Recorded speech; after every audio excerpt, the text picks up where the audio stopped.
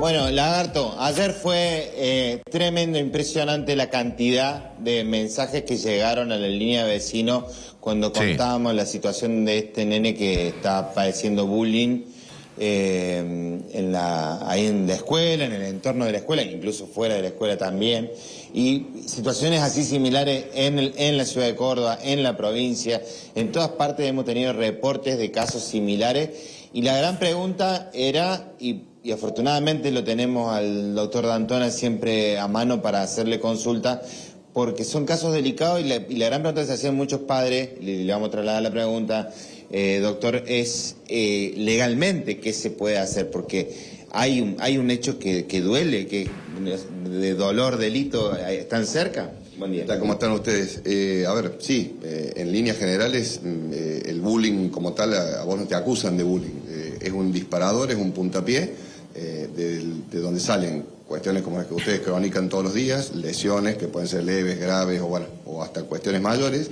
Lo que por ahí para mí se pasa un poco por alto en esta situación, donde nos está llevando puesto en las circunstancias socioeconómicas, etcétera, es las lesiones psicológicas que quedan en estos niños, ¿sí? Y digo niños porque hasta por organismos internacionales hasta los 14, 15 años sos NNA, o sea, niños y adolescentes, pero lo que no se agarra a tiempo, ¿sí? Es una cuestión que a futuro te destroza la vida. En ese lugar, yo nunca diría sí hay que denunciar por una cuestión de interés, ni mucho menos, pero sí lamentablemente, te diría en los últimos años, y en este es un recrudecimiento impresionante, pero impresionante, sí digo que la judicialización, obviamente cuando hay pruebas, también hace que familiarmente se empiecen a tomar nota de cuestiones que en la diaria por ahí no se pueden tomar nota. Entonces, hoy obviamente hay un papá, hay una mamá que están absolutamente abocados y preocupados por llegar a fin de mes, quizá tienen menos tiempo, menos escucha y menos posibilidad de ver alguna cuestión en este chico o en esta nena, ¿sí?, que en otro momento lo podrían hacer. Y eso de no ver a tiempo, por allí la judicialización, más allá de perseguir justicia, por supuesto, castigo para los responsables, por decirlo así en sentido abstracto, también le hace tomar nota a los padres de que hay organismos, de que hay mecanismos y que tiene que haber una escucha específica en el tema de los niños y adolescentes, ¿no? Doctor, usted tiene casos, obviamente no podemos meternos de lleno en cada caso, pero ¿ya hay casos que se han judicializado? Mira, a mí me alarma tener que responderte que solo en un estudio como el mío, querés bullying, querés colegios privados, públicos también, querés nacional, querés provincial, que eso también es un disparador de otras cuestiones, ¿sí? Disparadores que por ahí uno puede pecar hasta de alarmista, pero es la realidad. Y te reitero, te estoy dando la casuística de mi estudio. Si yo tengo 6 casos en mi estudio, si además tengo cuestiones de abuso relacionadas a circunstancias que están emparentadas con el entorno escolar, lo último que hay que hacer acá es una generalización. Porque los docentes. No. La inmensa mayoría de los docentes, vos estás todo el día en la calle y sabés de esto hasta mejor que uno inclusive, son sacrificados, tienen vocación, trabajan a lomo partido. Ahora bien, tiene que haber acá, ¿sí?, una comunión, la famosa frase que todos aprendimos de que la escuela es una célula, pero la casa es una escuela. Bueno, tiene que haber un poco más de escucha. Y en esto también, yo particularmente tengo una posición de hace muchísimos años de estas cuestiones. A mí, esto del Estado que debe desaparecer, no, al contrario, en estas cuestiones muy puntualmente decir, el Estado es donde tiene que estar más presente. La gente muchas veces no sabe, ejemplo, y me consta y doy fe, el polo, ¿sí?, que puede tener falencias, seguramente te pueden llamar a vos, a la línea que tienen en el programa con el Lagarto de, no, porque fui al polo, tuve que esperar un poco más, así, eso son circunstancias. Ahora, la otra parte que uno ve, y ve seriamente, es que cuando una mujer, una mamá llega al polo, independientemente del problema, se la aborda desde distintos lugares. Entonces, que la gente sepa, ¿sí?, que las mujeres sepan que en definitiva una madre, Freddy, se equivoca muy poco, es raro, ¿sí? Y a diferencia con nosotros los padres es tremenda, que pueden ir a un polo, que van a tener una escucha, pero no una escucha bien intencionada de un periodista como vos, de un abogado como yo, no, de gente especializada, psicólogos, asistentes sociales, gente que sabe cómo escuchar y sabe que en definitiva podés entrar supuestamente por determinada problemática y que el disparador sea otro. Lagarto y compañeros, los está escuchando el doctor D'Antona. Sí. Sí, doctor, buen día, el gusto de saludarlo. Bueno, ayer con asombro, bueno, en realidad uno lo sabe, pero a veces cuando ocurren estas andanadas de cosas que son cachetadas una tras de otra, comienza a asombrarse. Nosotros, a partir de un caso que fuimos a cubrir, nos empezamos a recibir en nuestra línea vecino una cantidad interminable de hechos que obviamente no son denunciados porque la madre no se anima, porque tiene miedo, porque no sabe, por, bueno, muchos casos por ignorancia de la existencia de estos organismos que el Estado pone al servicio de las víctimas. Y usted me dice que en su propio estudio tienen 6 casos de estos.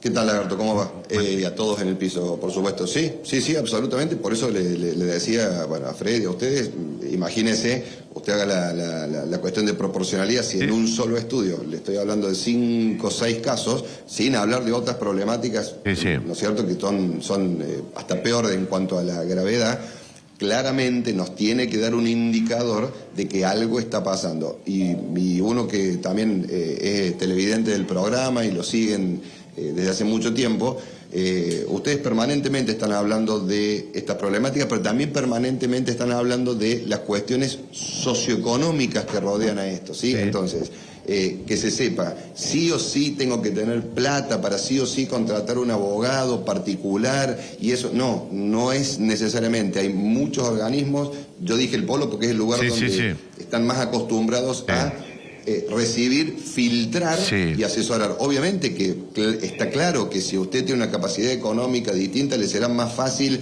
algún tipo de acceso, pero si no, el Estado lo está haciendo. Mire, hay un programa, hasta les sugiero que por ahí lo miren con algún detenimiento, se llama Lideresas, que genera el Ministerio de la Mujer.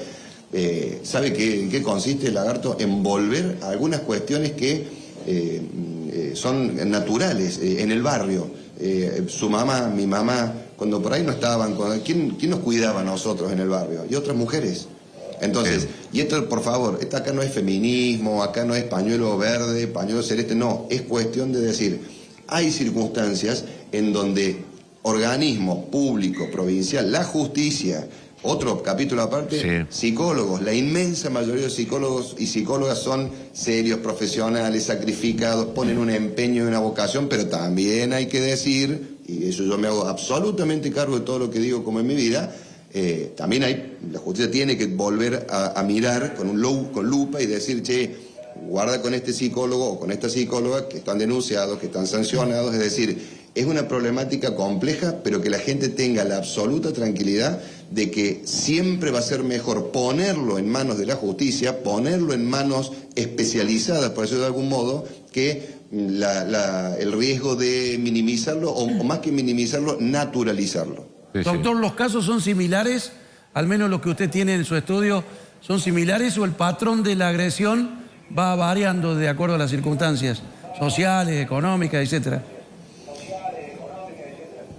A ver, Vaca, me encantaría poder circunscribirlo, pero si me preguntaras si tengo de colegios privados, es decir, para un nivel socioeconómico medio o medio alto, sí. Tengo de escuelas públicas, sí, escuelas públicas donde habitualmente la concurrencia es de sectores socioeconómicos medio o medio bajo, también.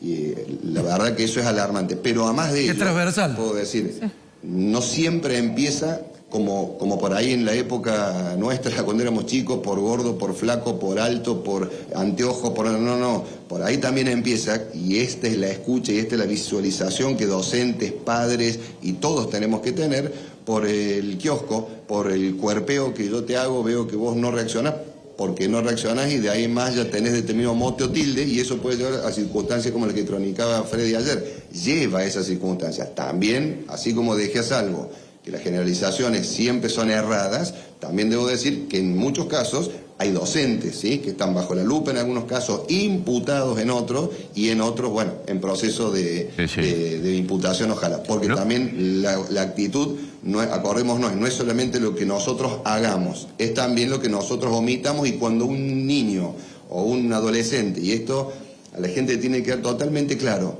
cuando yo dejo a mi hijo en el colegio, ¿sí?, ese colegio público, privado, caro, barato, lo que sea, tiene una obligación de guarda. Es decir, que un delito que cometa usted, lagarto, o un delito que cometa yo, es un delito sin agravantes. Cualquier delito que se comete dentro de un establecimiento y cometido por un docente, ya sea por acción o por omisión, tiene un agravante porque se supone que usted deja a su hijo para que lo cuiden y además le enseñen, no para que le ocurra nada. Eso no lo sabe mucha gente.